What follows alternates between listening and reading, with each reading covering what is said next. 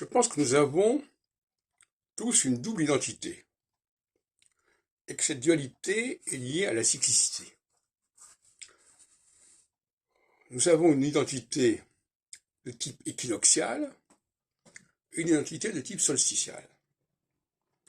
Une identité de type solsticial, c'est une identité qui relève d'une culture dans laquelle on est immergé. C'est un bain de culture, c'est une certaine langue, c'est l'apprentissage d'un certain style, etc. Ce que j'appelle l'identité nationale.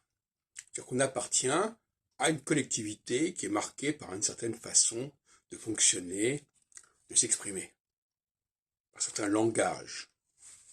Et puis il y a une autre identité qui alterne avec la première, sur la base de périodes de 7 ans à 7 ans, qui est une identité, je dirais, raciale.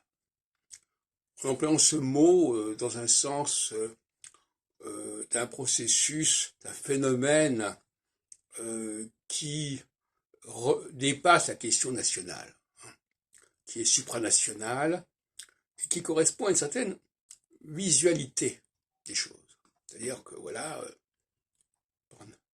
racialement, en ne donnant pas à ce mot un sens proprement scientifique, mais un sens qui va en dialectique avec la nation. Parce que pour moi, il y a une dialectique entre nation et race.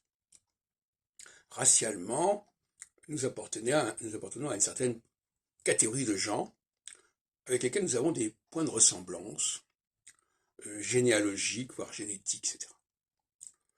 Et il y a une alternance, donc, de l'identité nationale qui veut dépasser l'identité raciale et de l'identité raciale qui veut dépasser l'identité nationale.